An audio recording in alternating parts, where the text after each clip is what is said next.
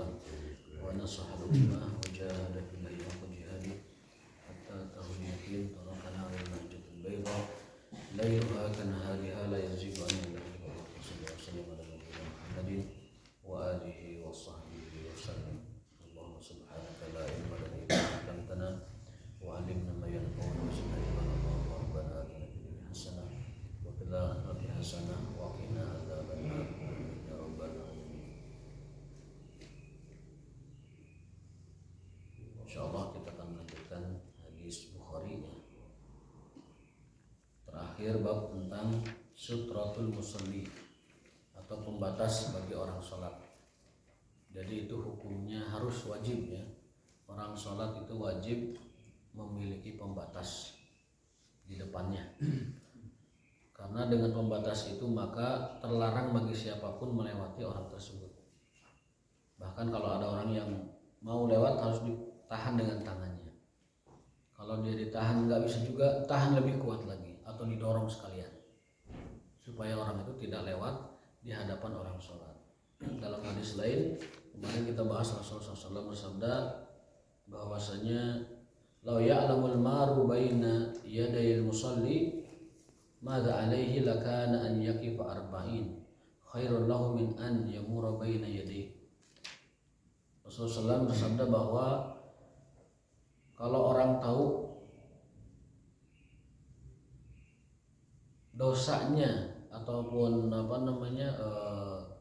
konsekuensi yang harus dia dapat ketika lewat di depan orang sholat, maka dia akan lebih memilih menunggu 40 hari daripada lewat di depan orang sholat.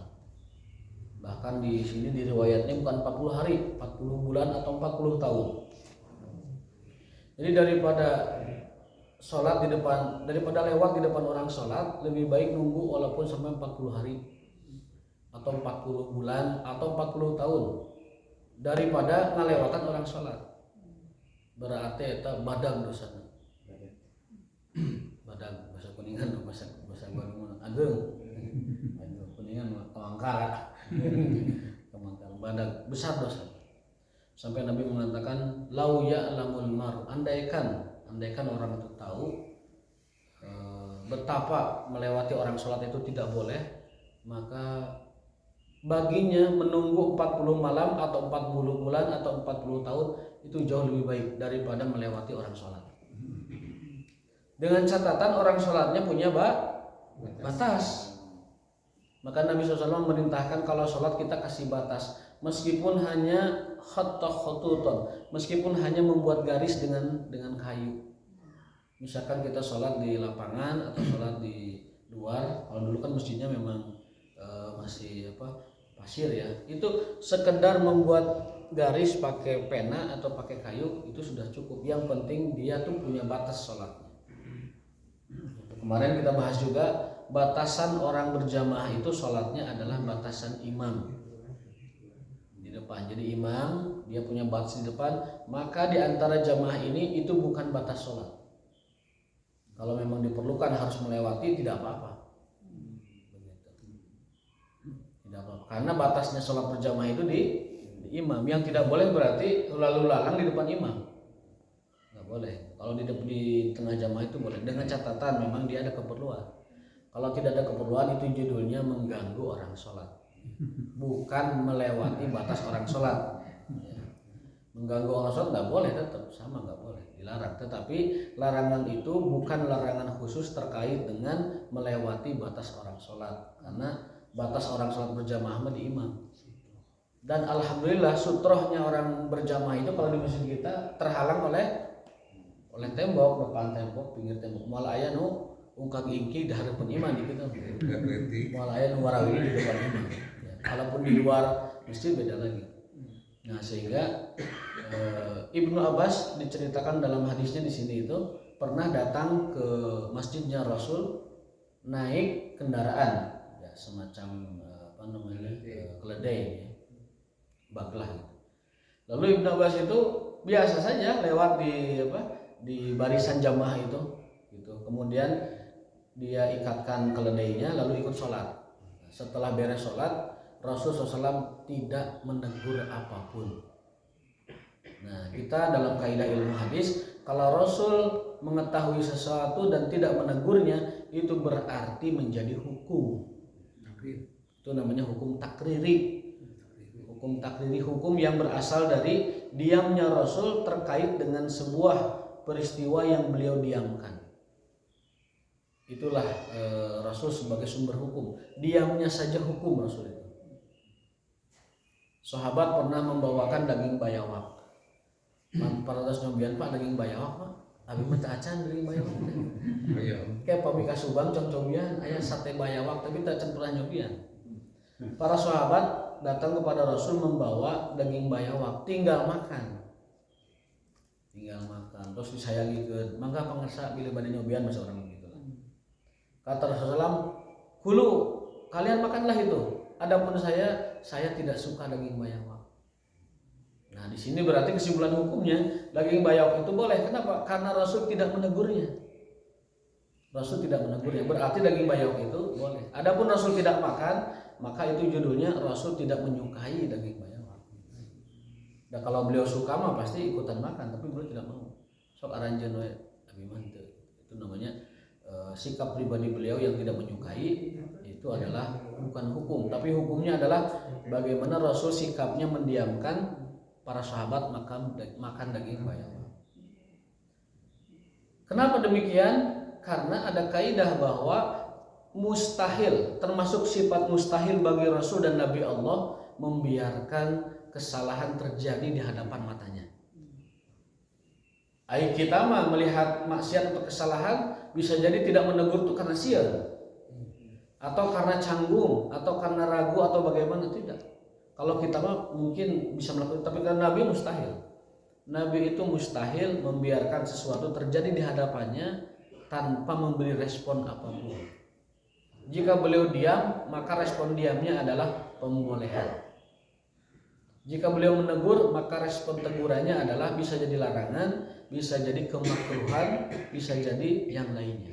Makanya kaidahnya Rasul tidak mungkin membiarkan sesuatu terjadi di hadapannya tanpa ada respon apapun. Kalau responnya diam, itu artinya adalah boleh.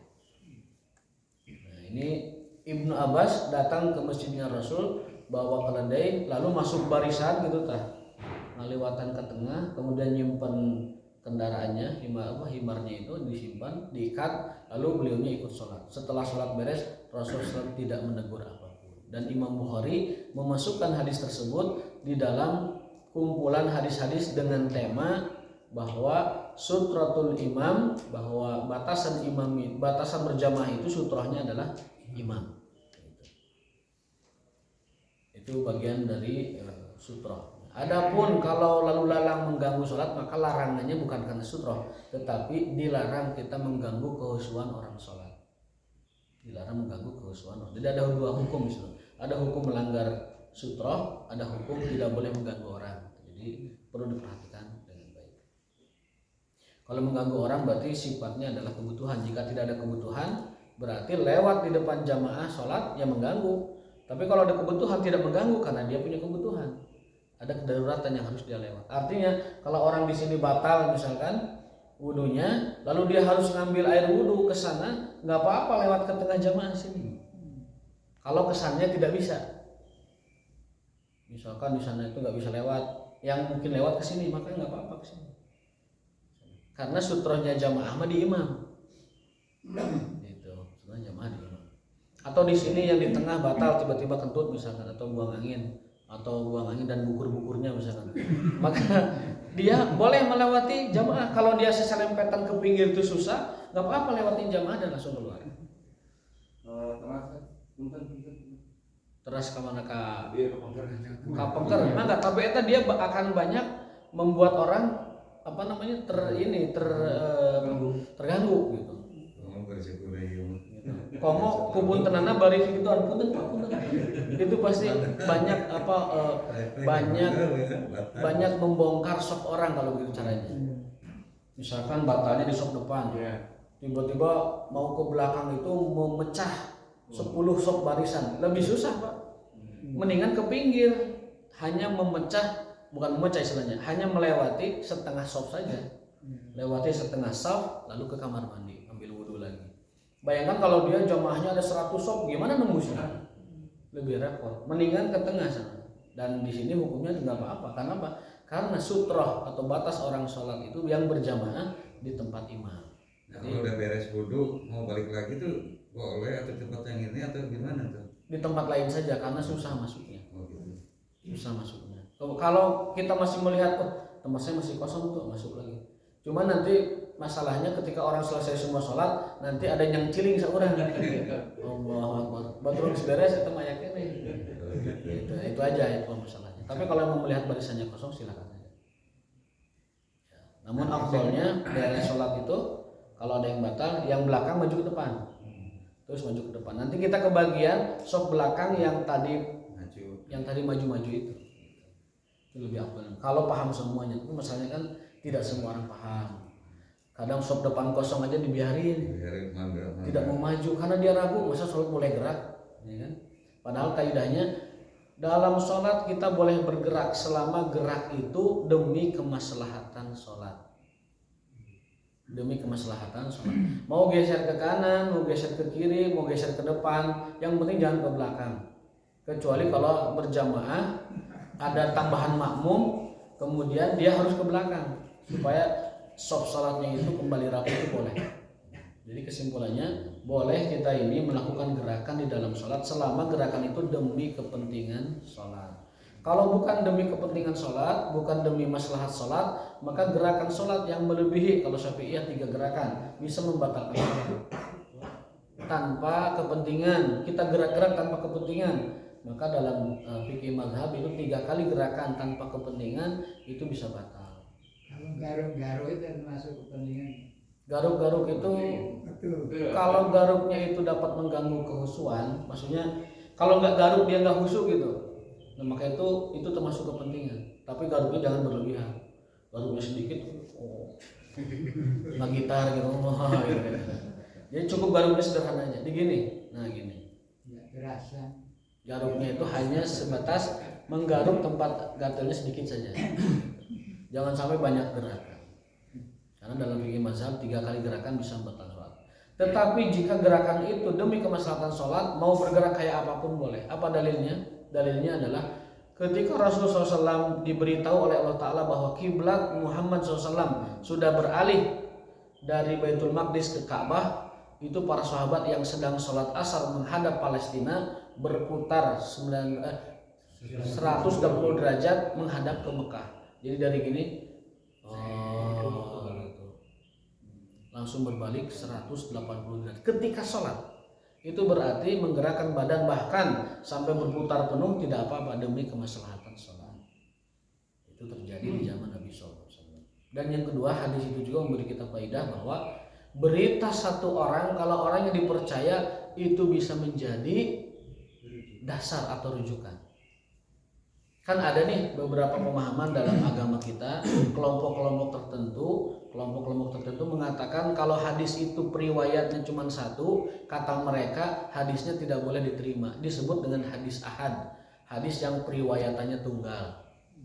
Ada kelompok di kita yang kepercayaan semacam itu, dan itu kita bantah bahwa Rasulullah SAW menerima informasi bahkan dari satu orang jika orang itu memang dipercaya. Contoh hadis ahad itu innamal a'malu bin niat, sesungguhnya amalan itu tergantung niatnya. Siapa periwayatnya itu?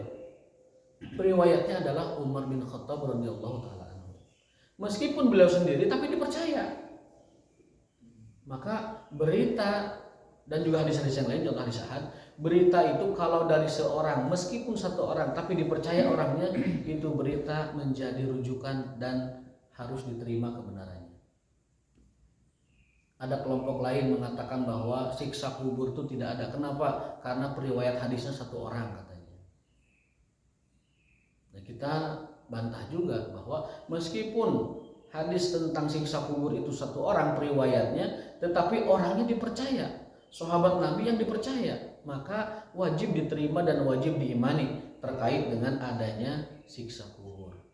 Kenapa? Karena itu dikuatkan juga dengan hadis-hadis yang lain yang semakna meskipun redaksinya berbeda. Contohnya hadis tentang Rasul masuk ke kuburan mendengar orang sedang disiksa. Lalu beliau mengambil pelepah kurma dan menancapkannya di kuburannya itu dan mengatakan la'allallah an yukhaffifa adzabahuma ma lam yaibasa. Semoga Allah meringankan azab orang yang dikubur ini selama pelepah kurma ini mengering. Diringankan azabnya. Karena beliau mendengar di sahibul kuburannya itu ahli kuburnya sedang disiksa.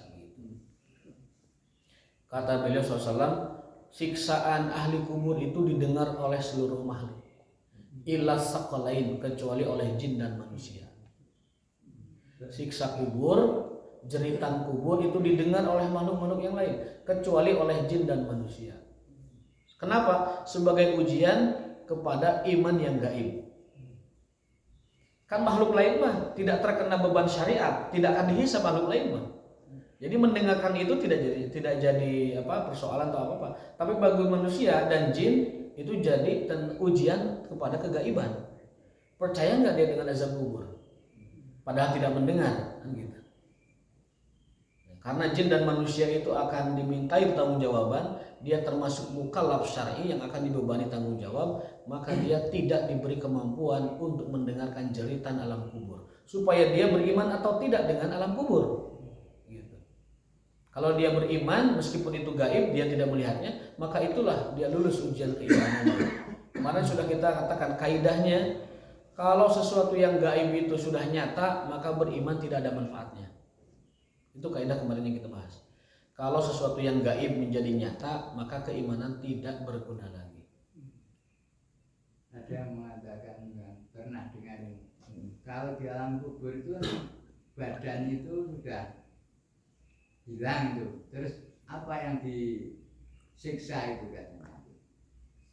Alam kubur itu kan jasadnya yang dikubur, ya kan? Tetapi ruhnya itu di genggaman Allah Subhanahu wa taala. Nah, ketika dia disiksa kubur, maka yang namanya siksa itu harus terasa oleh ruh dan jasad. Dan itu kuasa Allah Subhanahu wa taala. Manusia tidak akan bisa melihat lahiriahnya begini. Tetapi dia sedang disiksa atau sedang diberi nikmat, itu adalah urusan Allah Subhanahu wa taala. Kita tidak bisa mendetailkan bagaimana hal itu terjadi. Yang jelas kaidahnya adalah yang namanya rasa sakit itu mesti dialami oleh ruhan wa jasadan. Ruhan wa jasadan. Detailnya Allah alam, kita tidak bisa seperti itu ya. Apakah dia diberikan jasad yang baru lalu kemudian ruh itu dititipkan, jasad itu disiksa, atau ke jasad yang sudah rusak itu kemudian ruhnya dikembalikan kemudian disiksa, ataukah jasad yang dikubur itu ruhnya dikembalikan lalu disiksa di situ? Allah alam. Detailnya kita tidak tahu. Quli ruhu min amri rabbi. Urusan ruh itu, urusan nyawa itu, min amri rabbi adalah urusan Tuhan kita, Allah Subhanahu wa taala. Jadi tidak bisa didetailkan. Tidak bisa didetailkan. Seperti tadi misalkan Rasul mendengar jeritan alam kubur, ya kan? Kan nggak bisa didetailkan juga gimana ceritanya dan sebagainya. Yang penting kita mengimani bahwa Rasul mendengar jeritan alam kubur. Pokoknya sakit aja mas. Pokoknya sakit aja. Mau ruh mau jasad, pokoknya sakit. Karena tujuannya dia tuh kalau meninggal tuh rohnya diangkat ya. Iya. Ke langit terus dikembalikan lagi. Gitu. Iya, dikembalikan lagi. Kan ada hadisnya begitu kan? Dalam hadis itu ketika orang itu dikubur, itu ruhnya itu ketika baru masuk kubur itu ruhnya itu diangkat dulu ke langit, dilaporkan oleh malaikat kepada Allah. Dalam hadis Tirmizi disebutkan ketika ruh itu dibawa oleh malaikat, kalau orangnya beriman, ruh itu dibawanya di dalam kain kafan yang berasal dari surga. Kafanun minal jannah, ada kain kafan dari surga, lalu ruh itu disimpan di situ. Orang beriman kemudian diterbangkan menghadap Allah ke atas. Lalu setiap lapis langit itu malaikat bertanya, ini ruh siapa? Kok wangi banget? Ma hadhihi ruh thayyibah, ini ruh siapa? Begitu wangi.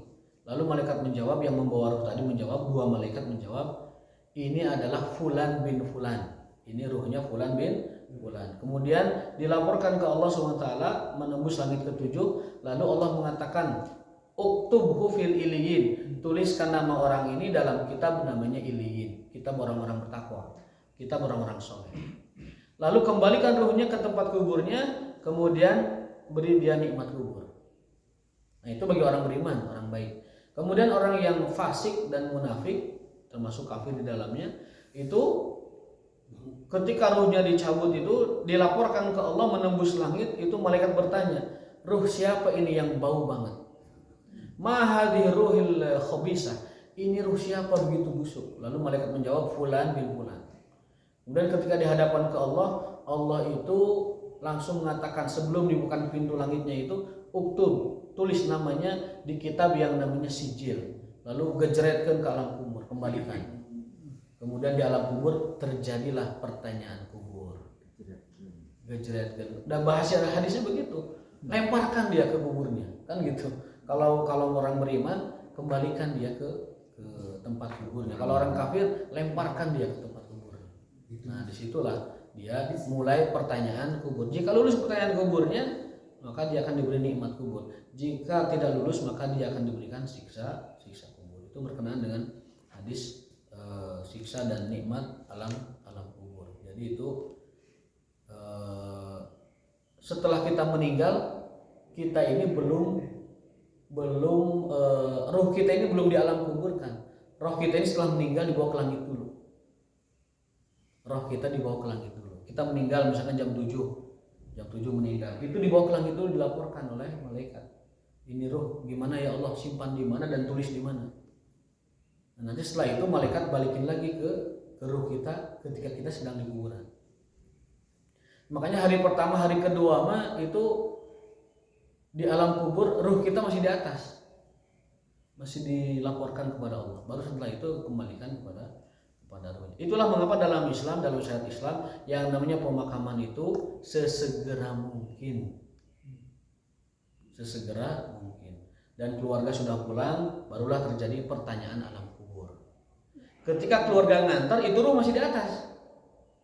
Ketika keluarga pulang, kemudian dia sudah sendiri dikubur karena sudah dibalikin ke alam kuburnya, disitulah terjadi pertanyaan kubur. Itu kalau kita lihat urutan peristiwa di dalam hadis Rasulullah SAW tentang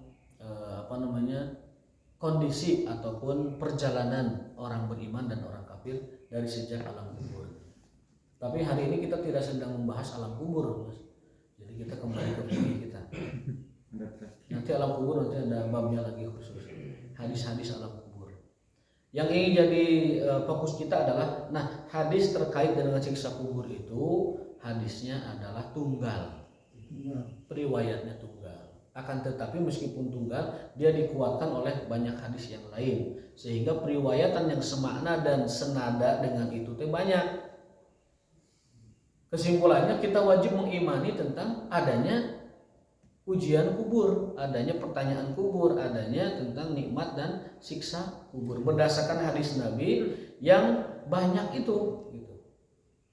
Juga dalam ayat Al-Quran disebutkan ketika Allah menerangkan Fir'aun disiksa di kuburnya, Allah mengatakan wa yauma tu'raduna 'alaiha guduwan wa 'ashiyya. Dan nanti kau Fir'aun, ketika kau diazab di kubur, kau akan melihat bagaimana neraka itu ditampakkan. Berarti ada siksa sebelum neraka ditampakkan. Fir'aun disebutkan, kamu nanti akan melihat bagaimana neraka itu.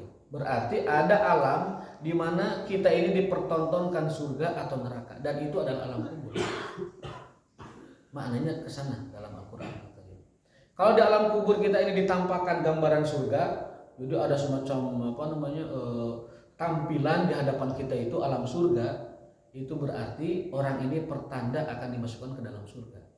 Pami orang di kuburan ditontonkan alam surga, itu pertanda bahwa itu akan menjadi taman-taman surga kita.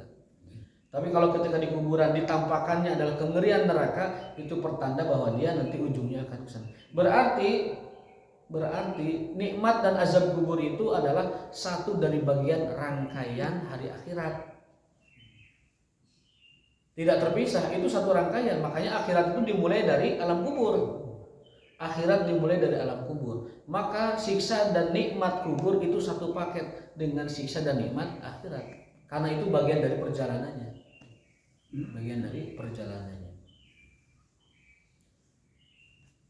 Nah, tadi kita sampai di mana ya? Hadis ahad sudah. Hadis ahad wajib diimani apabila periwayatnya adalah orangnya dipercaya. Gitu. Banyakan pun kalau orangnya tidak dipercaya tidak diterima hadisnya.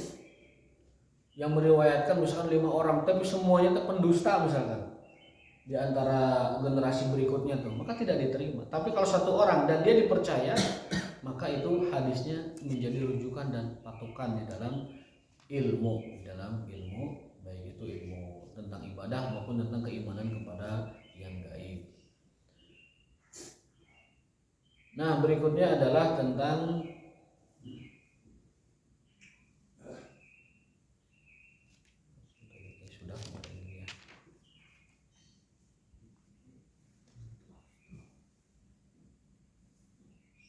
bab idza hamala jariyatan saghiratan ala atikihi fi shalah. Ini hadis tentang dibolehkannya kita ini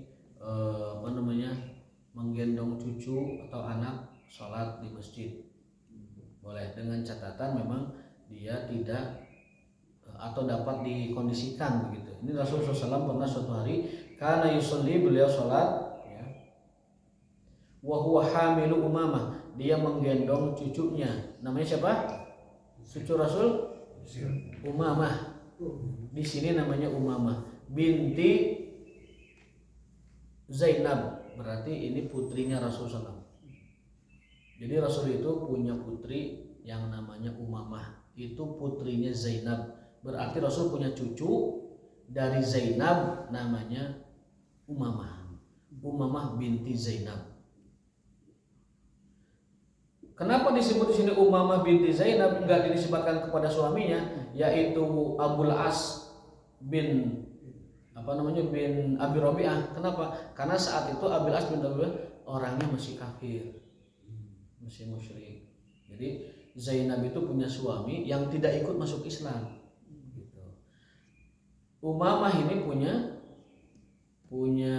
Zainab ini punya putri namanya Umamah, makanya Umamah binti Zainab binti Rasulullah Sallallahu Alaihi Wasallam. Nah, Umamah yang kecil ini pernah dibawa oleh Rasul salat dan dia main-main di pundaknya Rasul Sallallahu Alaihi Wasallam.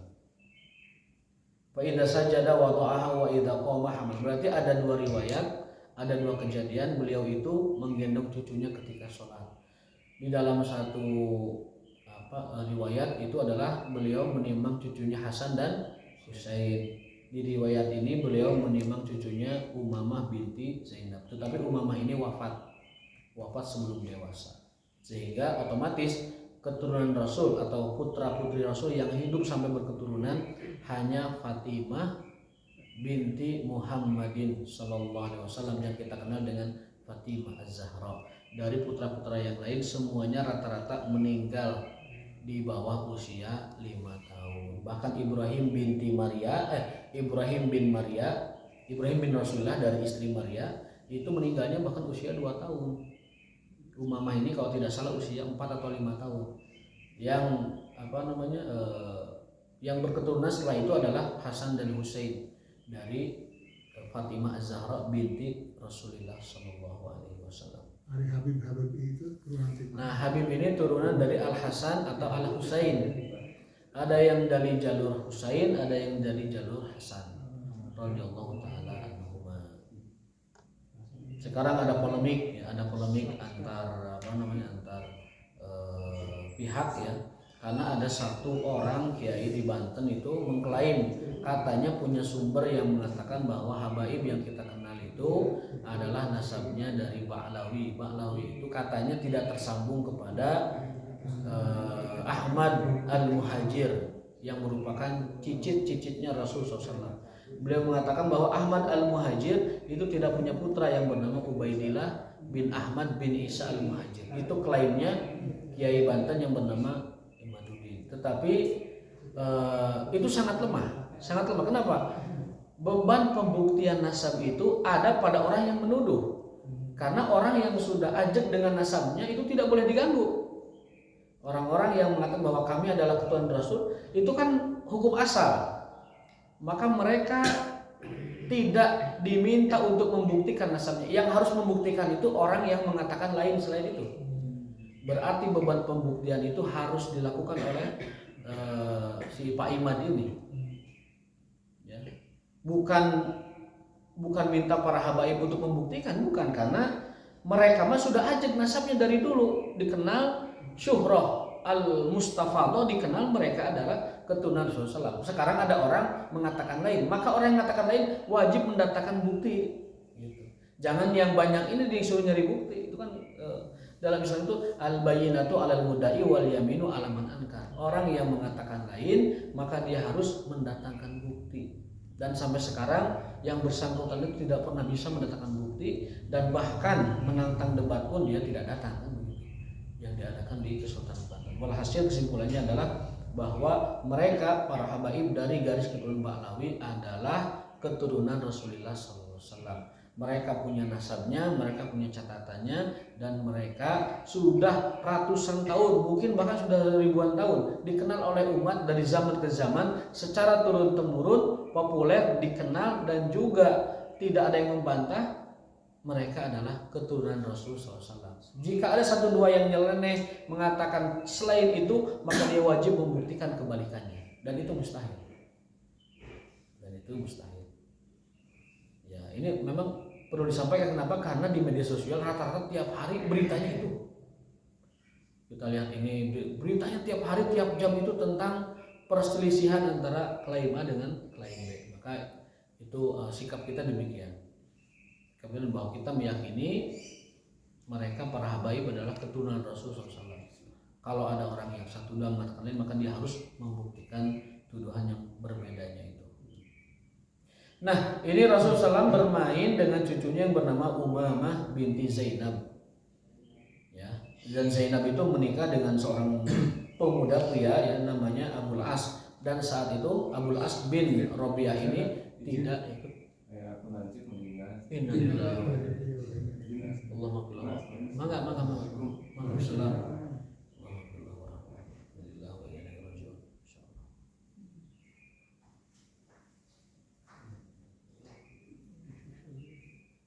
Bobinya di mana? Bisa di kompleks TVRI, otak TVRI. Nah, sebagai tambahannya, ketika Rasulullah SAW memangku cucunya yang bernama Hasan dan Husain radhiyallahu taala anhuma, beliau mengatakan, ada satu hadis ini penting buat pelajaran kita. Beliau mengatakan, al-waladu mabkhalatun majhalah mahzanatun, satu lagi itu majbanah. Kata beliau, anak itu, ketika beliau mangku cucunya, beliau mengatakan anak itu adalah penyebab orang tua melakukan 4 hal. Bagi yang bisa bijak memperlakukannya, dia akan selamat. Jika tidak, dia akan terbawa. Yang pertama, anak itu adalah majbanatun mabkhalah. Anak itu sumber dan penyebab kebakhilan orang tua. Kebakhilan. Orang tua itu bisa pelit gara-gara mikirin anaknya. Nahan sodakoh, tidak mau sodakoh. Nahan zakat yang wajib, kadang gara-gara anaknya. Aduh ya, si kecil belum ini nih. Oh, ini si cikal belum ini. Ini yang kedua can iya. Akhirnya terjadi zakat. Mau lagi sodakoh, aduh nggak jadi. Si kecil belum ini, si dede belum ini, si neng belum ini. Atau si neng perlu ini, terjadi deh sodakohnya. Orang tua bisa pelit gara-gara anak. Makanya Nabi mengingatkan, al-waladu mabkhalatun, sumber kepelitan orang tua, sumber kebakhilan orang tua. Maksudnya kalau kita tahu begini, diingatkan oleh Rasul, kita harus proporsional. Keperluan anak berapa, kemudian cukupi, dan jangan terus terbawa oleh keperluan anak. Dan ada terus keperluan mah. Yang namanya keperluan, kebutuhan ada terus. Tetapi kita jangan terbawa ke sana terus-terusan. Sehingga kita melupakan zakat kita, sedekah kita, perjuangan Islam kita, dan sebagainya. Satu, mabkhalah. Anak itu sumber ataupun penyebab orang tua menjadi pelit dan bakhil. Mabkhalah, bakhil. Yang kedua, majbanatun. Anak itu merupakan sumber dan penyebab orang tua itu jadi penakut. Bahkan majbanah itu kalau kita terjemahkan secara lahiriah, bukan penakut, pengecut malah. Anak itu sumber yang menjadikan orang tua jadi pengecut. Mau memperjuangkan kebenaran, aduh ingat putra terjadi, mundur deh. Mau membela hak orang lain yang dizalimi, mundur deh. Mau melakukan amar nahi munkar, mundur deh. Mau dakwah, mundur lagi, dan lain sebagainya. Bukan hanya urusan agama, urusan dunia pun sama. Dia tertahan tidak bisa melakukan hal apapun karena dia merasa takut dan pengecut. Jika begini nanti anaknya gimana? Makanya Nabi mengingatkan anak itu sumber ketakutan dan sifat pengecut orang tuanya. Orang tua bisa jadi pengecut Pak gara-gara anak. Orang tua bisa takut gara-gara anak. Tapi kalau kita bisa menempatkan posisinya, kita bisa pilih-pilih. Meskipun saya takut kepada anak, tetapi karena ini kewajiban agama atau ini kewajiban yang harus saya tunaikan sebagai seorang manusia, maka jalan terus.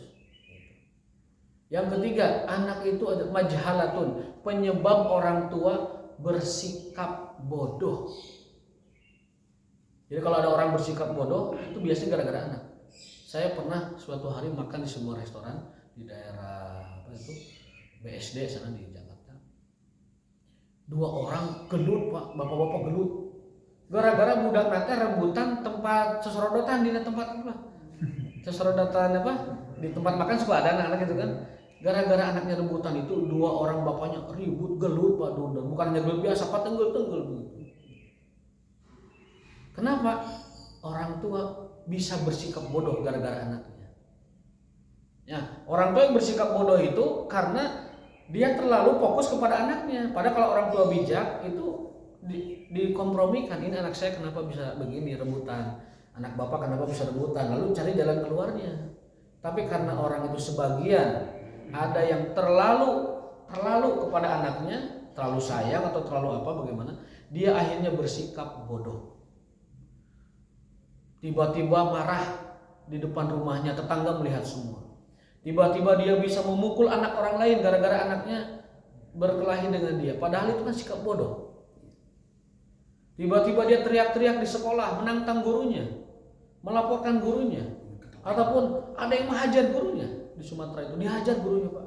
Gara-gara gurunya itu ada yang ngepel matanya. Orang tua bisa bersikap bodoh gara-gara anaknya. Nabi sudah mengingatkan, kita jangan. Itu urusan anak, uruskan dengan anak. Kita hanya memediasi. Nah, kenapa kamu dengan dia berantem? Kita baik-baik dengan orang tuanya, bahasa baik. Gurunya, kenapa sampai gurunya menghukum dia? Baik-baik. Jangan sampai gurunya diketepel. Boncos sudah ini. Nah, itu anak itu sumber yang menjadi orang tua bersikap bodoh. Orang bersikap bodoh gara-gara anak biasanya. Nah, yang terakhir adalah anak itu sebagai mahzanatun, sumber kesedihan. Orang tua itu pasti bersedih kalau tahu-tahu cirembai saja, tahu-tahu melihat postingan di medsos saja tentang anak orang lain yang bagaimana begitu, itu tiba-tiba kita ini menangis. Ingat anak kita, dan itu wajar. Tetapi jangan berlebihan, karena kita saking sedihnya dengan anak, akhirnya kita melupakan kewajiban-kewajiban kita kepada Allah Subhanahu wa Ta'ala. Nah, ketika beliau menggendong cucunya, beliau mengucapkan sabdanya itu kepada para sahabat. Kalau bahasa kitanya, wahai sahabatku, ingatlah kalian semua bahwa anak itu bisa menyebabkan kalian bersikap bodoh, kalian bersikap bakhil pelit, kalian bersikap penakut pengecut, dan kalian bisa bersikap sedih, bisa bersikap sedih.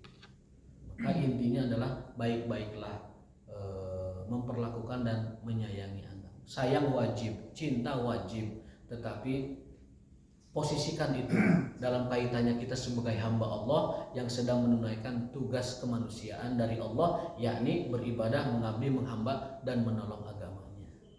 Jadi kita tepat memposisikan diri kita. Kalau kisah Nabi Khidir yang disuruh dia sama Allah membunuh anak, Ya. karena untuk menyelamatkan orang tuanya, Ya. itu karena Wahyu itu mah. sebagai penyebab apa? Satu, itu wahyu tidak berlaku bagi semua orang. Yang kedua, Allah Maha tahu ini anak kalau besar bisa jadi membunuh orang tuanya. Begitu. Bisa jadi membunuh orang tuanya dan bersikap zalim. Ada istilah daripada mana mayang naik payah dulu ayeuna gitu. Tetapi intinya adalah Khidir alaihissalam diberikan ilmu oleh Allah, wahyu oleh Allah Subhanahu wa taala untuk membunuh anak itu. Kita kan hanya bisa menangkap hikmah. Hikmah itu kan usaha kita untuk mencari sebab kan begitu. Hikmahnya itu anak itu kelak kalau dewasa, kalau dibiarkan maka dia akan membunuh orang tuanya. Dan di zaman sekarang banyak terjadi. Anak itu nyembelih orang tuanya. Anak itu di Depok itu ada yang membunuh ibunya dan bapaknya hanya untuk menguasai hartanya. Ada yang ibunya sampai luka berat, bapaknya meninggal gara-gara itu, dan bukan satu kisahnya. Hampir tiap minggu, tiap hari ada aja anak itu membunuh orang tuanya, membunuh ibunya, membunuh bapaknya.